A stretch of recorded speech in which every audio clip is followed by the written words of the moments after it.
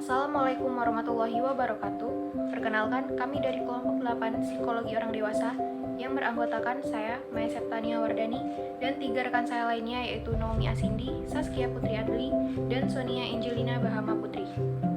Pada kali ini, kami akan membahas materi tentang mobilitas sosial, penyesuaian peran seks, bahaya personal, dan sosial.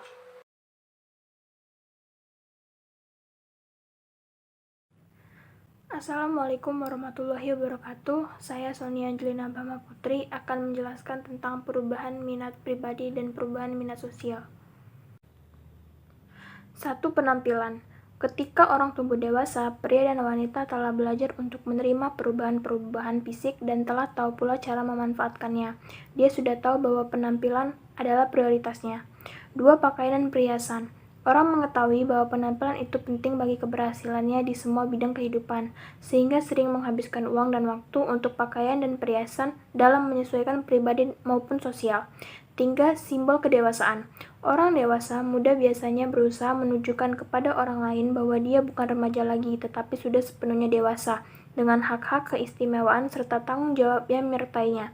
4. Simbol status. Simbol status adalah tanda-tanda tertentu yang membedakan seseorang dengan orang lain. 5. Uang. Mereka tertarik pada uang karena dapat memenuhi kebutuhan saat ini daripada untuk hari depan. Selanjutnya adalah agama. Peacock menanamkan periode usia 20-an sebagai periode dalam kehidupan yang paling tidak religius. Mereka jarang ke tempat ibadah dan berdoa. Tapi jika sudah berkeluarga, minat ini kembali muncul karena dia memiliki tanggung jawab moral untuk membimbing anaknya. Selanjutnya, saya akan menjelaskan tentang perubahan minat sosial. 1. Perubahan dalam peran serta sosial. Beberapa faktor yang mempengaruhi berpartisipasi sosial pada masa dewasa dini yaitu mobilitas sosial, status sosial ekonomi, lamanya tinggal dalam suatu kelompok masyarakat, kelas sosial, dan lain-lain. 2. Perubahan dalam persahabatan. Keinginan untuk populer dan banyak teman memudar perlahan. Mereka selektif dalam memilih teman. Meski temannya tidak banyak, tetapi hubungannya lebih akrab. Selanjutnya nomor 3, perubahan dalam kelompok sosial. Keakraban dengan teman masa remaja biasanya berlanjut pada masa dewasa. Pada usia pertengahan 30-an atau 40-an, tema semakin banyak, tapi kurang berminat berganti teman. Yang keempat adalah perubahan nilai popularitas. Popularitas kurang penting bagi orang yang mendekati usia madya. Beberapa teman yang cocok lebih bernilai daripada kelompok besar yang kurang serasi atau akrab. Selanjutnya yang terakhir, 5. Perubahan dalam status kepemimpinan. Orang dewasa meraih status kepemimpinan dengan berbagai cara.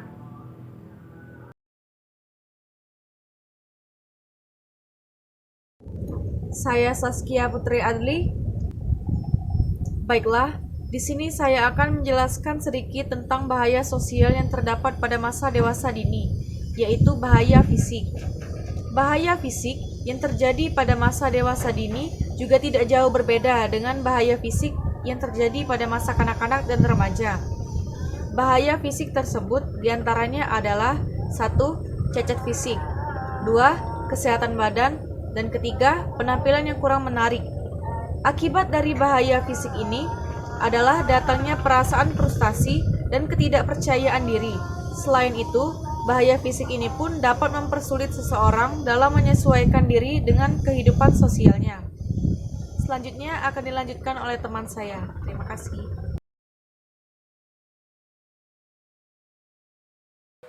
Perkenalkan, saya Maya Septania Wardani. Saya akan membahas bahaya personal dan sosial pada masa dewasa dini yaitu hambatan keagamaan.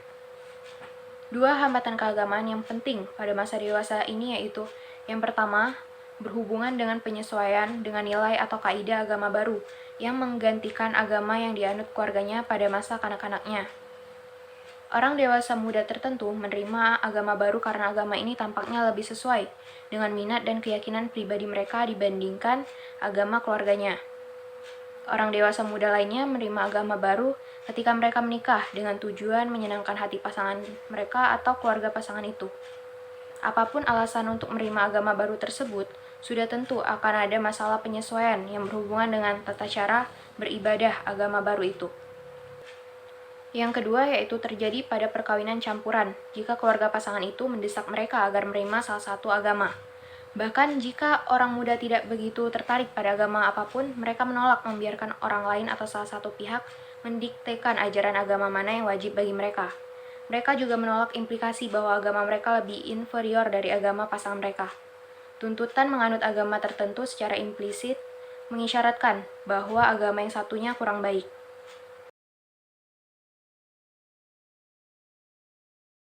Assalamualaikum warahmatullahi wabarakatuh. Saya Nomi Acindi dari kelas BK Palembang yang akan menjelaskan materi tentang bahaya sosial dan bahaya peran seks pada masa dewasa. Yang pertama saya akan membahas materi bahaya sosial. Banyak orang pada masa dewasa awal mengalami hambatan yang sifatnya sosial. 3 di antaranya adalah yang umum terjadi pada masa dewasa awal, yaitu hambatan untuk bergabung dengan kelompok sosial tertentu yang cocok. Rasa tidak puas dengan peran yang harus dimainkan dalam memenuhi harapan kelompok. Mobilitas sosial yang mengharuskan mereka untuk menyesuaikan dengan lingkungan baru.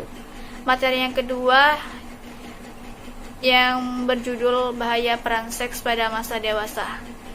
Seorang wanita cenderung untuk merasa lelah dan terperangkap dengan apa yang sedang dihadapinya sebagai seorang ibu rumah tangga.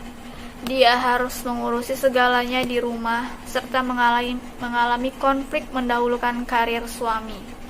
Bahaya peran seks juga dapat mengakibatkan perasaan bersalah, depresi, marah, dan bisa berakibatkan psikososial seperti ketegangan mental, kebingungan akan peran sosial yang tiba-tiba berubah jika hamil.